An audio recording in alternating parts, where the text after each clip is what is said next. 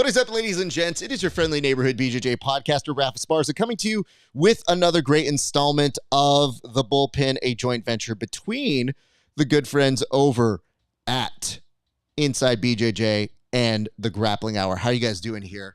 I was able to adjust that setting. Could you tell? Huh? Pretty good.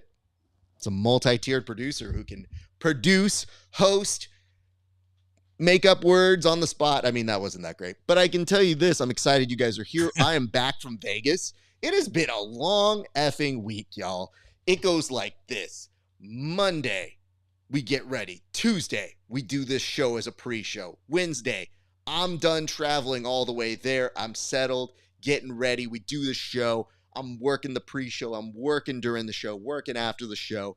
Thursday, you go hang out with some of your boys over at the New Hope Kings. They beat me up. It's not great. But then I drive home and I get ready to do the show so that I can see my friend, Tim Freeman. Tim, how are you doing, good sir?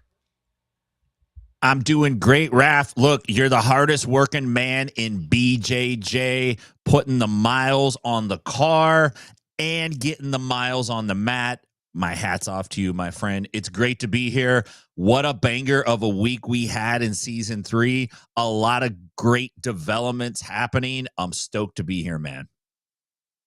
Yeah, I would prefer not thinking about how many miles are on my car, mostly because when I start thinking about that, the doubt of doing this in a smart way creeps in. Because people were like, oh, well, you just fly in? And I go, well, one, that would require you to get your real ID. And that's a long time in a California driver's license, DMV. Two, I mean, I could get away with it for a little bit. But the real question is, how do I do all the equipment? Because we have equipment that I like to bring back and forth. And I give some on loan to our friends over at the PGF. So, you know, it's a little bit of mixture of all these things. So it's a lot that we do here. But Tim, there's been a lot of stuff coming up and a lot of things that we're talking about. But for you, what was it like to experience the PGF from the home viewing audience? Like, what did you enjoy from this week's PGF experience, sir? Man, you know, there's a few things that have developed over the course of the season that I did not call in the beginning. And it's specifically around free agency and how the movement of new players in and some players out has really impacted the league. And then to see what happened on week 3, essentially the strong kind of got stronger and the weaker team or the weakest team right now is kind of hurting, man. And it's hard to get people in to a weak team once you pass season or week 3. So I think that's the most interesting thing that's happening. The Twisters are looking good. The Dolomer is still like tearing everybody up, and the New Hope Kings are right there. And Jet Thompson has resurrected from the nap he was in for a bit there and has completely made a huge statement. So great stuff this week, man. With that in mind, I was watching the multiple submissions that were happening. I was watching the action up front, behind the scenes, and I can tell you this. We were right to tell you last week. We were right to tell you on Tuesday. The Alabama Twisters were ready to make an impression. However, some people had feelings about that, Tim. Some people were a little concerned that they had too powerful of a team. So I just want to get your impressions, because it felt like to some people that maybe it wasn't fair. So do you have a response to that? Because it can be telling on whether really this is a fair thing or a not fair thing. But like, from your perspective, where do you fall on the Twisters gaining that big of a roster, that powerful, that quickly during season 8, week 3? You know, it doesn't surprise me. These country boys from the South, one thing I've learned is they got a sweet Southern drawl but they are cunning and conniving, and they're very clever. And it doesn't surprise me that the Alabama Twisters just kind of show up at the last minute and they got their tornado logo and they're like, hey, we're in the league, everybody. And it's like, oh, okay, yeah, you guys, okay, whatever. And then, at the end of week 2, they make 2 huge announcements. They bring in Ardilla and I believe, was it Rayfield? I think it was Ardilla and Rayfield, which it makes the team stacked, right? It's not a surprise. They're in second place now with 57 points on the board. I don't feel any kind of way about it. And the reason I don't is the PGF has flourished under this style of we're going to make decisions on the fly and we're going to make adjustments and we're going to do what's right for the PGF and for the athletes. And sometimes you might come out on the short end of that. You might feel some kind of way about it, and sometimes you won't. Whatever. We saw it at the auction. Brandon let that weird little trade, guys taking less money go through, and then he changed his mind. The challenge now, and we called it, is they put it on paper. They said, this is the policy. This is how free agency works. This is how injuries work. So if I'm the Alabama Twisters, I go, hey, I don't see we're doing anything wrong according to this paper. Bring them in. Right? I mean, this is what's happening. And so, look, it doesn't surprise me. My hat's off to him. This is the way the game is played. I actually think it's a great turning point for the PGF because we're finally starting to see coaches have a major, major impact on what's going on in the league and what's going on with their team. So it's cool stuff, man. If you're not cheating, you're not trying. So my hat's off to those guys. Get after it. So I'm glad you bring that up because I asked this to Dom Mejia after a very impactful day. That dude put up about 12 or 13 points in his first day there. And when that happened, I said, well, how do you feel about this? And he's just like, well, takes a beat, thinks about it, and then says, if you were a team, wouldn't you do this too? And I thought, smooth recovery here, young man. That doesn't get through the ethics of, is it right? Because we're in a space where you think it feels okay because we don't have any precedent for it. But is this something we have to revisit in the near future? Because people thought, how do you get Sergio and Dom on the same team? And to note how that can go in such a big way. So I won't name names, but I had people coming up and expressing certain feelings to me. And I think the wildest thing that happens when they do that is, I think they forget 2 things. 1, I have no power. 2, I will talk about it on the show. So I think it's a little bit of a mix of me just looking at them going, I think you may have a point, but how do you fix it? And I don't think anybody has a resolute way of fixing it yet. And that's kind of where we get into this stumbled, this is kind of a hodgepodge. What do we do here? But I think it's something maybe we should think about. We're going to put it into a lockbox. Okay. We're going to revisit this a little bit later. Now, the lockbox is going to be where we're going to revisit the thing that we do for our PGF IR reserves. So I had to say it in a Southern drawl so that our Southern friends could understand that as well. But let's come back to that in a little bit. But for the rest of you guys, we have other business matters to go to. Last week, we debuted a new segment. We're now going to call this Replay. On our replay, we're going to go over some highlights from last week. And I thought I had all the fun last week. So this week, I'm going to give Tim, my amazing partner here, the ability to go through some highlight footage from season 8, week 3. Tim, I would love for you first to talk us through one of the more entertaining matches. You said you had eyes on the amazing work from Jet Thompson this week. So we actually pulled a match for you to commentate of his with some highlights in themselves. So we're going to go ahead and move to that right. Let's go.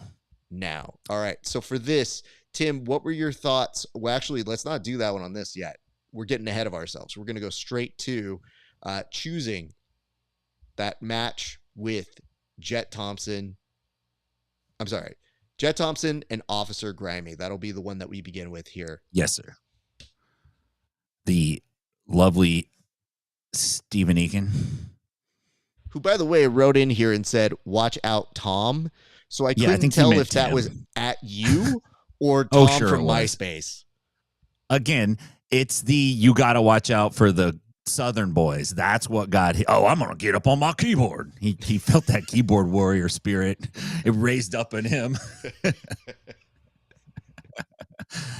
All right, so here we go. Jet Thompson, just he looks bigger and he carries himself a little more manly, for lack of a better word. Now he immediately sits down, right? And if you watch, he does a real nice job of just taking the space away. Immediately he's on Officer Grimy and he cuts an angle and he just keeps taking space away. He'd like to get that shotgun armbar. Thinks about the legs and he's like, nah, I'll settle for the back. And he stuffs the escape attempt right there. That is the pivotal part of the match when Jet stuffs him like a turducken. It's the beginning of the end here. And I got to say, Officer Grimy did a really nice job of trying to stay in it. It wasn't like he was doing nothing, right? He was rolling and spinning, but once Jet gets on your back, it's going to be a real long day. And Officer Grimy manages to shake him a little bit at the end, but Jet still has the strangle in. It looks like it's a head and arm variation there, and Grimy's got no choice, man. Jet was just he was on fire. He ran Paul Ardilla to a DQ, right, just by controlling the position. And then he also, in his first match against Spencer Ortiz, same thing happened. So he made a huge statement last night, man. And you knew this was going to happen. Egg is smiling ear to ear now. He's been waiting for Jet Thompson to go off. Yeah, the best part of this is Egg being like, I predicted Jet Thompson would be good. Oh, did you? Wow, what a bold proclamation there, sir. Tim, we're going to move now to our second package. This one is going to be the top 5 submissions of the week. Sir, all right, the floor is yours. Let's go. We got Derek Rayfield, and again, Officer Grimy. Tough night for him. Rayfield's got some long, flexible legs, and he sets up a beautiful dead orchard here. And there's really nowhere you could go. Your arms are stuffed. You're stuck. Rayfield manages to sweep him off balance. You see Grimy tried to step over the head in like a last-ditch Hail Mary effort, but in the end, he's got a tap. And Rayfield's made a big impact. I said he went to the Twisters, but I believe he went to Dahlimer, which is, speaks volumes to how well they're doing. They've been managed to stay at the top for the whole time now, man. Nice job, Derek Rayfield. We got CJ Murdoch and Landon Elmore. I think CJ Murdoch is trying to be like Joe Dirt. I think he's trying to be CJ Dirt. I think that's his game here. And Elmore, man, once he gets moving, he feigns to the pass and he cuts back to the legs. And Murdoch's left with no choice but to try to run out. And Elmore catches him on the run. And every time Elmore gets a submission, he does this bowing thing and he shakes the hand. He checks on him are you okay, man? Oh, I'm just a kid. Get out of here, man. We don't buy it at all. We don't believe any of it. You're a menace. Elmore's looking fantastic. We got Derek Rayfield here, and I believe Juan Molina the fifth. And Rayfield, he hit a really quick ankle lock and then hits the backflip. I've always wanted to be that guy, but I would be the guy that face planted it. And now we got Dominic Lobo and Rafa Ferreira. And this kid's hair, he is our Clay Guida. That's what I figured out. We should call him Rafa Guida. And he's all over Dominic Lobo. Lobo does a nice backdoor escape here and actually jumps on the legs, and they get into a little bit of a shootout, and Rafa ends up on the top with a super bite on the heel, and Lobo's left no choice but to tap. And I'm digging Rafa. He's feeling it. And finally, we got Anthony Go. Is this? I believe this is. No, this is not Go Johnny. Oh, this is the replay of the same nice work here, though, man, from Dominic Lobo and Hoffa Ferreira. Because to be honest, Lobo had a really nice, clean escape and almost came up on a sub of his own. These kids, though, man, you're never safe with them. Never safe. And here we got Anthony Gojani and Matt Mash. And Gojani does a real nice job of sliding to the back from his closed guard, body triangle in. And it used to be considered rude. When I started training, if you choked like right over a dude's mouth, that was maybe grounds for throwing some blows. But now that's totally acceptable. Anything below the nose is where it goes. And Gojani puts a mask on Matt Mash. And Mash did his best. Look, there's no wall to go prop him up against. He's not in an octagon. So he's got to carry him. And at a certain point, you could tell he just goes, you know what? I'm done with this. I'm going to go eat a PB&J and watch Sports Center. Like, this is too much. And he taps, and Gojani's got to be feeling good. Look, Gojani's got great jiu-jitsu. He hasn't put up gigantic numbers, but it's got to feel good to get a nice win like that. It's got to be a confidence builder. And where's he at in the scoring board, man? I think he's just right out of it. He's number 8. Yeah, he's at 8, so he's right in the hunt, man. Really nice job with the subs at the PGF in week 3. And these are just, what were deemed the top 5. There's a whole slew of other subs that took place. So, well, thank you for that, nice Tim. Work, listen, we had some incredible moments there. Those being counted as the top 5, they have some meaning to it. Gojani getting the submission and not getting really a ton of points up until then.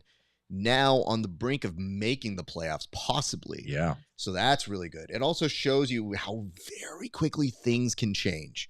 So it is a good reminder of that. And then even looking over at Dom Lobo, who's not been submitted in competition, goes to show you how good he is. Then you look over at just the implications of what this is. What I would tell you is this, everybody. Going into week 4, I think now we have to be looking at some playoff scenarios, not just this whole team dynamic. In week 4, you're going to see people come alive who are going to be your main players for the playoffs. So keep eyes on that. Tim, did you have any other observations before we had to get you on out of here? I know we have to get you out sooner than later, but anything else strike out to you during your watching of week 3 action? Yeah, and thank you, man. I'm just in for a quickie today, but the leaderboard right now is super, super tight. Papadels is 27, Landon Elmore's at 26, Olivo's at 25, Thompson's jumped into the 6th spot. Everybody's pretty close. And at this point, you have to start thinking, where do I want to land on this board? Like, do I need to push to be at the top? Because, man, it's so close that you could be number 3 and then next week be number 11. Mm-hmm. So I would say that week 4, I don't think the tension breaks. I think that, the Thunders are struggling this season a little bit. It might be difficult for them to get back into the team hunt. There's certainly guys on that team, though, that want to show out. They want to do their best. They want to be invited back, right? They want to do this professionally. So of course they're going to take that opportunity. But the way it's shaken out, like, it's going to be a battle in week 4. You got 3 teams fighting for first place. They're all super close to each other. And these top 8 guys here, it's a traffic jam right now. There's 4 dudes tied for 8th place. That's insane. So yeah, this is really exciting. To be honest, this has been my favorite season of the PGF. I really like season 6, but season 8's been a lot of fun to follow, man. I would agree, man. And I think there's a long way to go in still some of the action that we have to see here. But Tim, I do believe you have some other obligations. I will go ahead and hold court here, but tell the people where they can find you, good sir. You can find me at Inside BJJ on all your favorite social media. If you're out in Nashville, come see me at 10th Planet Nashville. And if you're out in Stockton, go see my boys at 10th Planet Stockton. And I want to just say this real quick. Huge shout out to my son, Noah. He's graduated from college this weekend, so I got one through the gate. Hey, let's go. Now I got one more. I gotta force through, and then I could just be like, I'm retired from being a dad. Whatever you do now, that's on you, Mean Gene. Tim, like, what do you just jam them through the meat machine, dude? Like, get your ass to school. I have to tell you this. The saddest part of it is, at a certain point, especially when they're this close, Tim, there's not much more you need to do. Like, they're at the finish line. At this point, I want to say by my sophomore year, my dad's like, all right, cruise control, they're good. So that's all. Tim, go enjoy the rest of your day, sir. I hope you have a good one. Thank you for joining in, and we will see you back on Tuesday for our official Week 4 pre-show. Can't wait. Thanks, Raf. Great job this week, man. You're killing it out at the PGF, man. Super appreciate you holding it down. Likewise. Thank you very much for that, sir. All right. Tim Freeman is heading out right now, and now taking over the main screen is going to be my lovely face. So get ready for this, you guys. Hello. All right. It's me for the rest of the show, but I will take any of your questions, your comments, your concerns. Let's put back on our shot clock here, because what's happening for us is we have other things to talk about. We'll talk about this one. This is an unfortunate story, but it looks like Caltera had his academy busted open by a driver. Now, this is wild to me, because in the mix of all the different things that we see on the internet, we're always looking at people as competitors, and sometimes you're rooting for or against other people's gyms. This is one that I feel like we all kind of come together on. The article that comes out of Cron 4, which, by the way, there's a Cron 4, whatever it is, but updated out that way from the San Diego. The Cron 4 reports that, yes, it does look like there were some issues that happening. The studio located on Park Avenue and Sunsoul Street did not report any injuries. That's good. But that a vehicle crashed in the Caltera Academy at 4:03 p.m. on Sunday. So I think they probably figured everybody was done with open mat, and no better time like the present to go ahead and just run into some academies, because for funsies, that's what you should do. And I'm telling you, I feel like this is one of those moments when you see this happening, your heart sinks for that academy, because the headline here seems to indicate this is not a small amount of damage. They are saying it is approximately $50,000 worth of damage to the academy was done.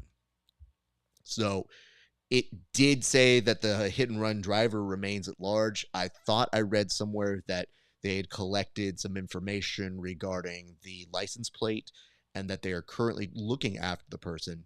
And the San Jose Police Department said that the driver was involved in a separate collision with another vehicle prior to that altercation. So, listen, we send our best to the good folks over at Caltera. It's just wild in very busy weeks when we're looking to see what the matchups are, that we see an extended member of the jiu-jitsu community having a moment like that. So it was really, really unfortunate. But it does say a truck ran a stop sign before crashing into the studio.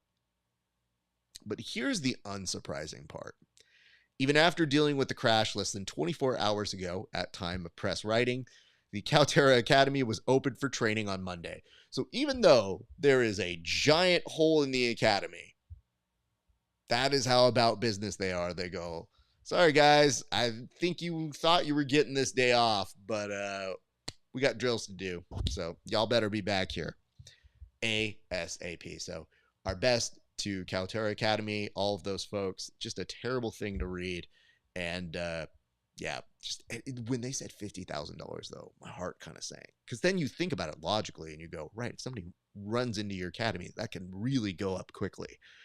But just terrible to read. So thank you very much for that information, jiu-jitsu community. I almost didn't see that one pop up.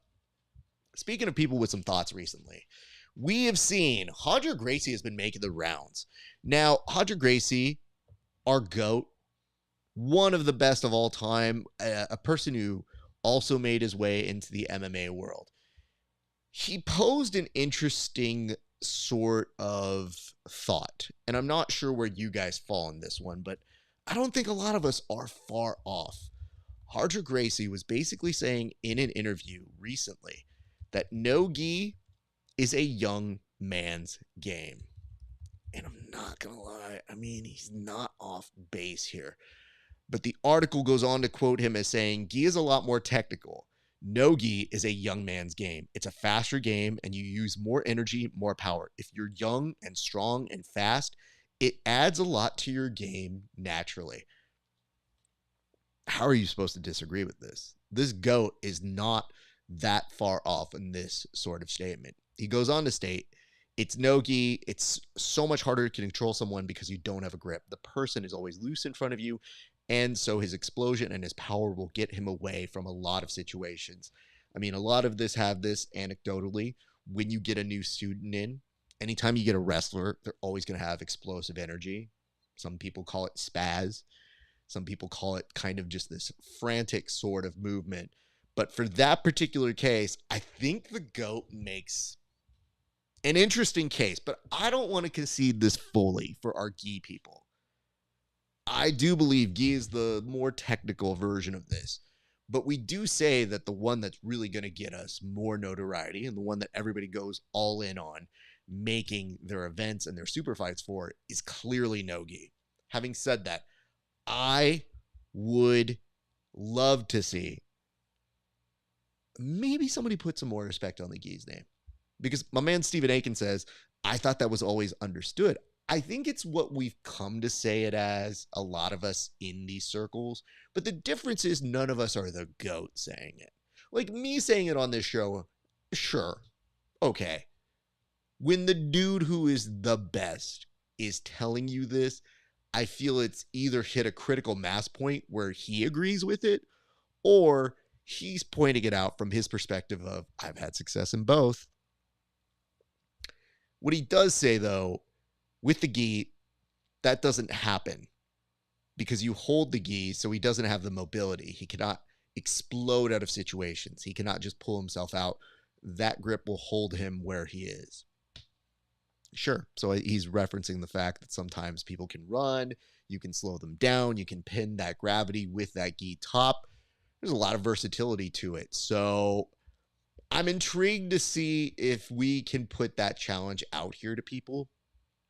But there's another thing that's been happening, and this has been really intriguing to me in terms of, I want to say it's BJJ Docs that put up like 3 articles in a row that was like, Marcelo Garcia says strength training is bad. This person said strength training bad. And I just remembered sending this to my SNC guy being like, all my jiu-jitsu heroes are trying to tell me I shouldn't do this, so maybe I shouldn't be doing SNC right now.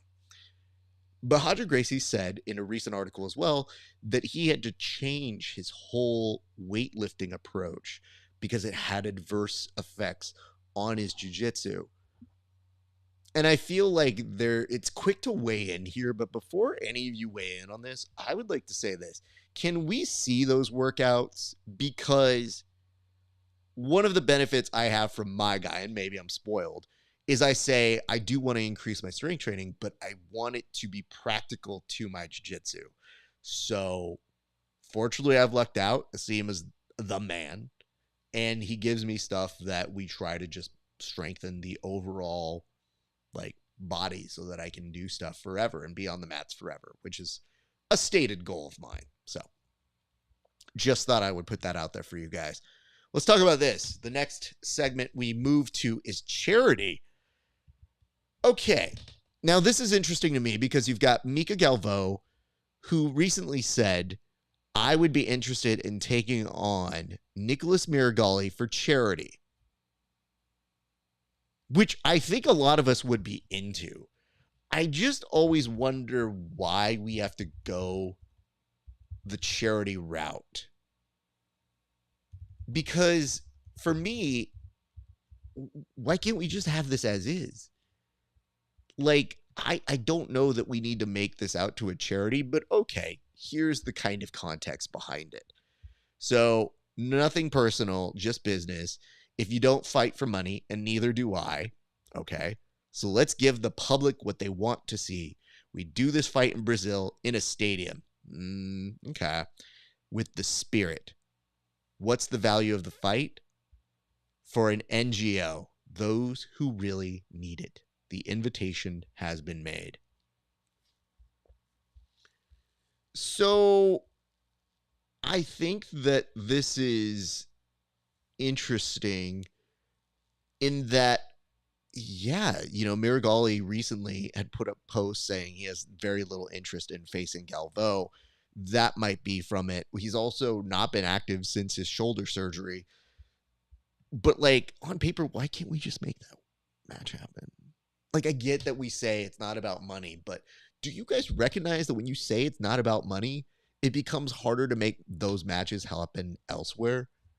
And, like, we're such a unique sport that you never see Tom Brady say, I'm going to meet you at week 16, and the winner of this has to donate to charity. Because they like their money, and nobody gives them any shit for enjoying the fruits of their labor. It's just a weird contextual thing that Miragali uses, probably to sideswipe any kind of want to get into a match. Perhaps he thinks he's on a level that's higher than Mika. Maybe he's afraid that if Mika takes him down, it's hard to maintain his price or his rate. I don't know what the issue is. I'm just speculating here. This is some random stuff I'm spitting because I'm just trying to find the reason why we have to do it for charity and not just for sport. And it shouldn't be bad if they make some money off of it. You know what? Here's the new rule. If you guys don't want the money, give it to me. I will take the money for you. We can make the Grappling Hour a nonprofit. We can do that. I think we can adjust them. I'll call my tax guy. But I guess what I'm saying to you is, why make it this difficult? He wants it. He doesn't really want it. Give them money to persuade them. And if there's no money, it just feels like the secondary resource for this is, well, how about for charity? So who knows?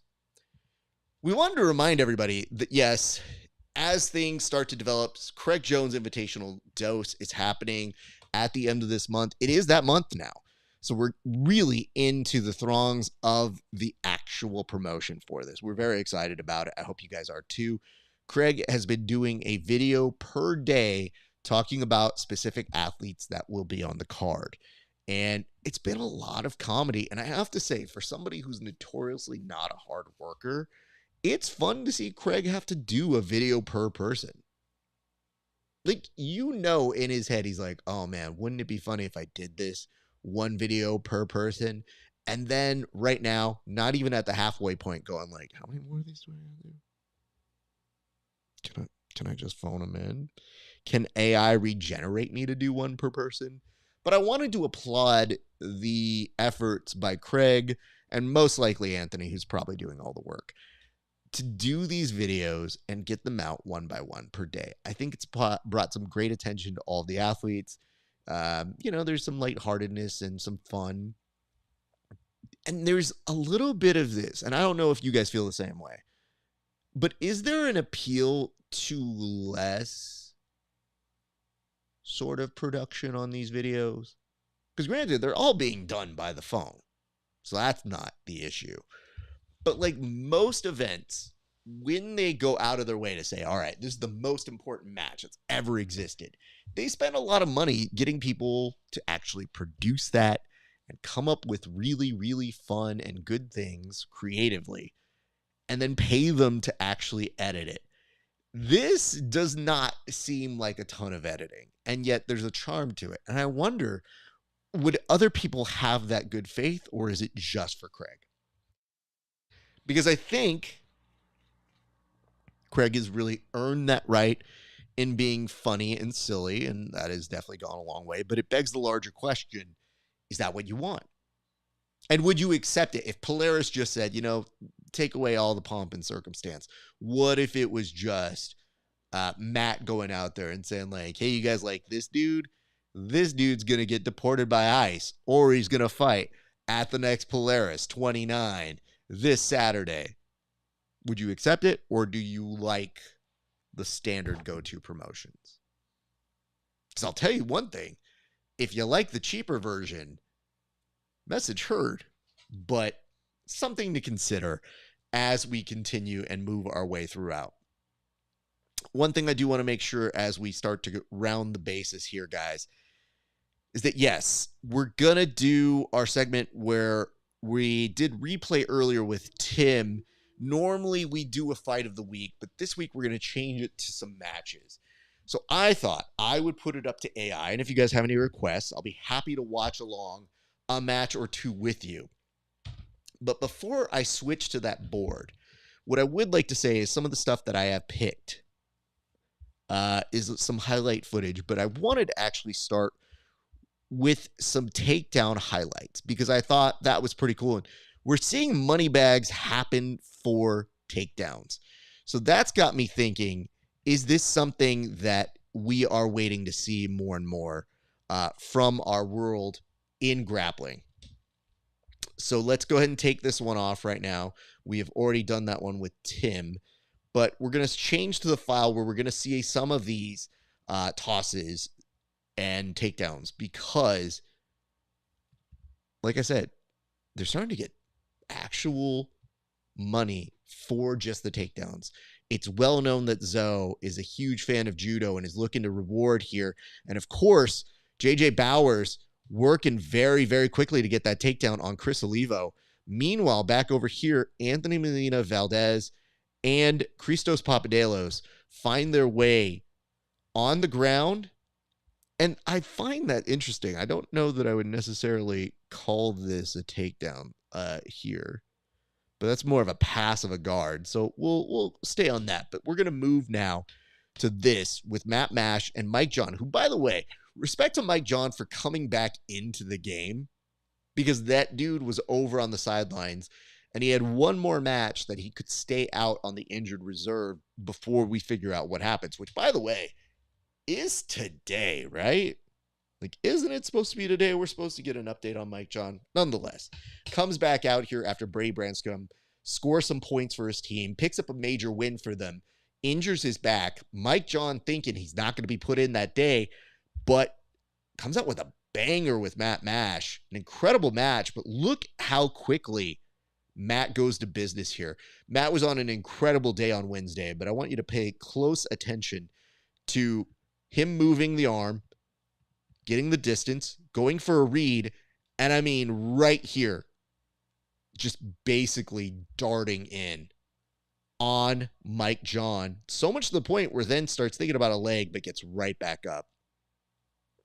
We're going to look now to Chris Olivo and Spencer, and a beautiful throw here by Olivo that I'm pretty sure, yep, you see the money bag over there. And it's so funny because when they stop them, there's a moment where I'm not even sure that Chris knew that's what happened. They were just trying to figure out where the arm placement was. But one thing that has changed in week 2 is when you heard the money bag ka-ching, you could see the look on the athlete's face throughout that. So props to Chris Olivo for that one. And then this final one, again, Matt Mash, not content on just calling it an easy day, finds the back and then just literally muscles his way down with a very beginning to a head and arm choke, making sure he gets that as the final position there. So excellent work all the way around from those gentlemen. But just to let you know, a money bag isn't just given willy-nilly. Like, there is usually some thought put out to these. And it's kind of like, it's hard to describe it, but it's a feeling. So a lot of the guys are trying to figure out, like, how do I get a money bag? And some people even start bitching when someone else gets a money bag and they didn't. And I have to tell you, I think that's a very bad strategy. I think trying to bitch about somebody else's money bag doesn't take away any shine from you. And in actuality, it makes it so that maybe you don't get future money bags. Because keep in mind, it is a feeling. So if they have any hesitation, it could be because of the way you conduct yourself. So just keep that in mind when you're wondering why somebody else got a money bag and you didn't. And this extends to the people who have gotten money bags, because it shows you have the jiu-jitsu that's capable of it. And that if you want to see those things continue to go, you really just got to put out the best jiu-jitsu you've got and let the chips fall where they may. Having said that, there's only so many money bags that they do give out per season. So we're told. So try to have really high impactful stuff. And maybe, just maybe, you will be one of those people who takes home a money bag. All right, I'm going to pull a couple highlights here from some matches. The first is going to be the Anthony Gojani highlight because John Chandler was having great matches all night. These were getting the people on their feet. And right here, you thought that Gojani was about to put away John Chandler. This was a make or break week for both of these young men because they really wanted to get out there and make a statement. For Gojani, it was about a respect. And for Chandler, it was really being able to put on the spectacular performances that he has. Even under duress here makes it exciting because you feel for him. You wonder, can he get out of this bad position? You see that clock eaten up that entire time, and there's not an ounce of quit in John Chandler here. Having said that, Gojani looking real sharp all the way through, and some of us thought in this particular moment that might be where Gojani was going to get him, and instead Chandler just kept finding a way to fight out all the way throughout. So props to Gojani for that one. We're going to move now to some other highlights. This is going to be another individual who got some respect this week, and this is going to be props to Juan Martinez. Juan really has not gotten a ton of respect for his game. I got the chance to roll with him this week, and I can tell you up close, this young man has a very good, complex game. And right here, getting a quick tap on Nick Saff. So watch. As Nick has this grip around his leg, Juan very aptly reads it when he says, all right, if he's going to attack my leg and I have this, I've got an outside shot on this heel hook. And when he falls back for it, it's like understanding somebody is going to attack you. If you can make the first move, you got a shot here. Now, watching it in slow motion, Juan pushes that down, keeps the separation for himself. But watch this. This is my favorite part here. As he pushes the leg down, a lot of the times you're going to need both knees to pinch in to create that pressure. Doesn't mean it always has to go that way. But traditionally, if you have some sort of fulcrum, you can create a breaking point. By pushing down on that leg, he gives himself some temporary relief from that as he's going to make his move to sit back on his right hip. And as he gets there, he's got it already by the time he's seated.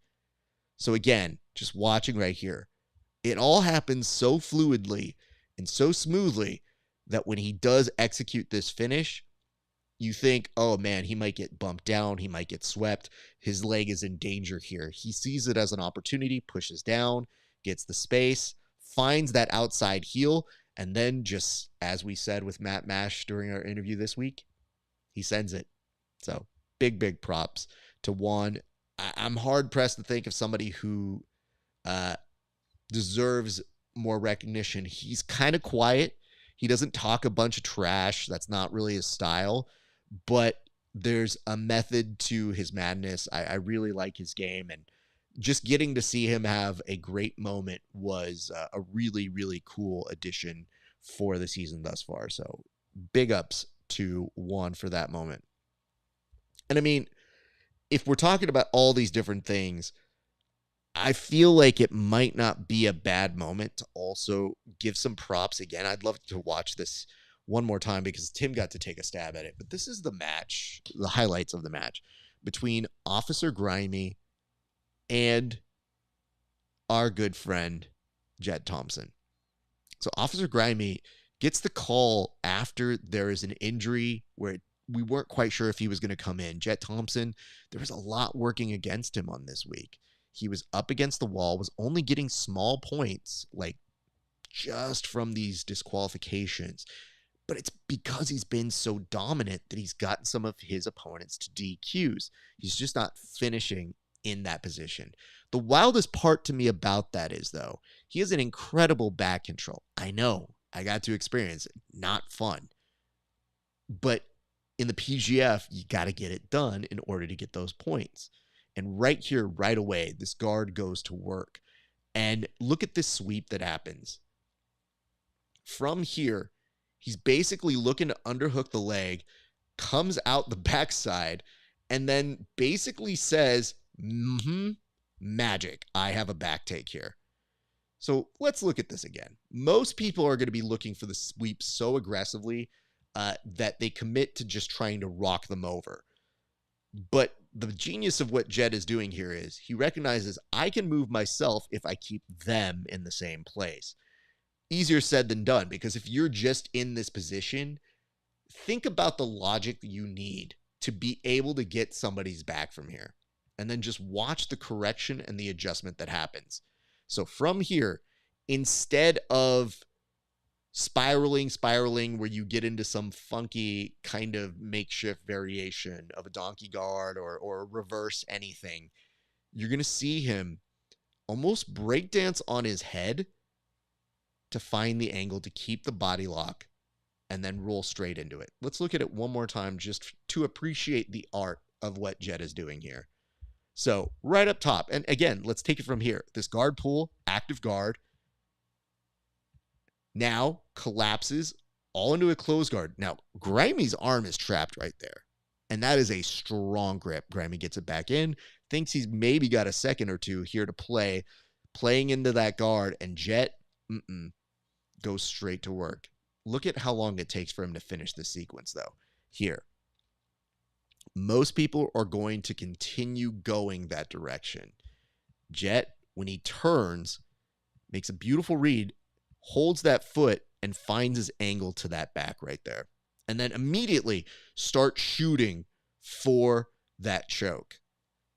And this is kind of the better part of kind of the beginning of the end for Officer Grimey, because he's doing everything to make movement to try and get out of it, but Jet is just on him. And at this point, Jet couldn't be denied. This was the time that Jet really realized that there's been talk. Is he that guy? Is he the guy who deserves to be number one? Is he points per value being the number one pick? And watch how he responds. He says, Officer Grimey, I hope you don't care too much about your knees because stretch. Yikes. That was a moment audibly right here. I want to tell you this. This moment, let me just advance right here. The bend on the knee, he lifts it up right in time, but to me, that's enough where I don't walk for a day or two. A little sore after that one. Officer Grimey looks to see if the couch can maybe give him some help here. And then I love this because for a split second, Grimey could see the outside world. And this is Jet Thompson using the extension of the arms and climbing his way once again to the back. And again, I want to reemphasize something. As somebody who, when I rolled with Jet, I could see the skill that he has for his back take. This is a dude who has incredible back retention.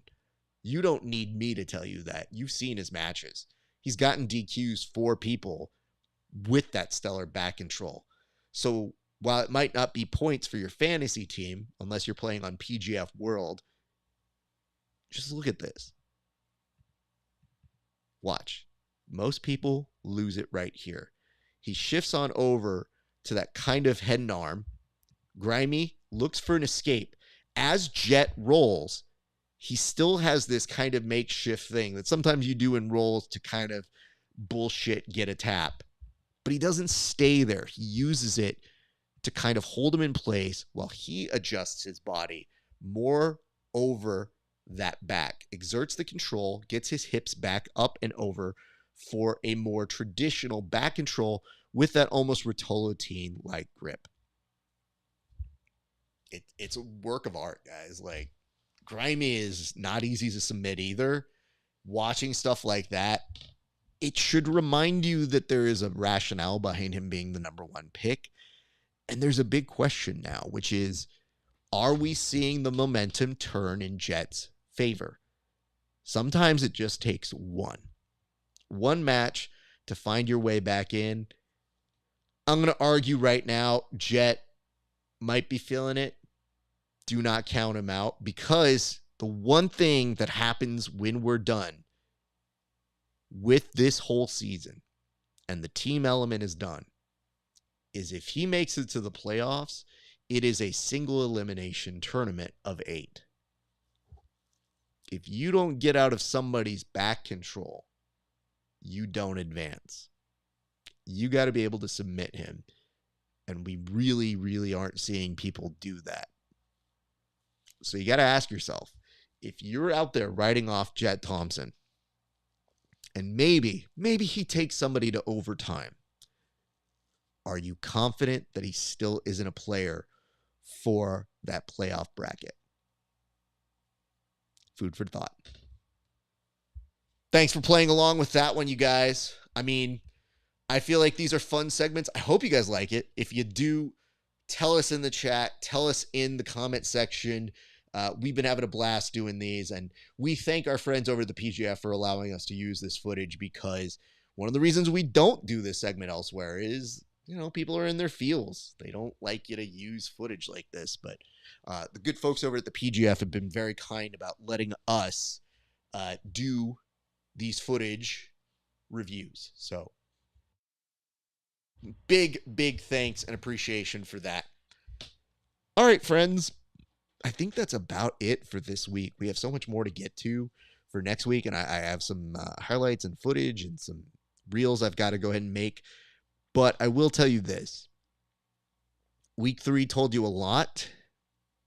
The beginning of next week, when we start hearing who is in and out, it could get dicey. And I pose this. Is everybody who's on a team currently who is on the injured reserve going to stay on the injured reserve? Or do they become new members of the team? It looks like Team Dolomer is feeling pretty good about their team. So the question is the injury for Brady going to be problematic for that team? Are they going to bring in somebody else? How does that work for them? And for Brady in particular, he stayed out one match that night. So by the rules, he has to stay out at least 2 more this coming Wednesday. So for Brady Brandstrom, that happened there. For Brady Hilton, where does he go? What happens with him with his team? Because you get the sense now, Sergio, Dom also getting 13 points. Or I think it's at least 12 with the 2 kills. I don't know. And now we're starting to look at playoff contention, and Dom could be right in that playoff contention. So there are a lot of questions. I think Monday is going to be a big question day. So that is why on Tuesday, when you come back to our pre-show that we record live here, hopefully we'll have some new breaking news for you guys. I don't know if we will know everything, but we will do our damnedest to discern whatever new information we have. In addition to that, we'll go down the match-by-match playlist of who, what, where, when, and why. And I have to give us some props. The matches that we told you were going to be bangers kind of turned out to be some banger matches. So we'll give you an update on how we did on those. We'll give you an update on our fantasy teams and much, much more. But I will tell you guys this right now. If you enjoy the show, it would mean a lot to me if wherever you're watching it, a like, a comment, a subscribe, it goes a long way for us here at the show. So it really does mean a lot. And if you want to support me, I would love it if you guys could go on over to patreon.com/grappling hour. If you go there, just give me some love, give me some support. Just for $5 a month, you can basically help support this show and show your boy Raph that you love it. You get 4 interviews per month. And if you give me just a few extra dollars more per month, you get some extra bonus content that's not available anywhere else. So it really does mean a lot to me. All right, friends. I think that's going to do it for us here at the Bullpen. My thanks to you. My thanks to Tim. And guys, we still have 2 more weeks of regular action of PGF. And then there's 1 more week of playoffs. So we're at about the halfway point now. So to the athletes, thank you for a great season so far. Job's not done. Job's not finished. Get out there. And we thank you very much. But in the meantime, ladies and gents, on behalf of all of us here at the Bullpen, thank you so much for watching. It's been a great day for grappling. We'll see you back on the mats.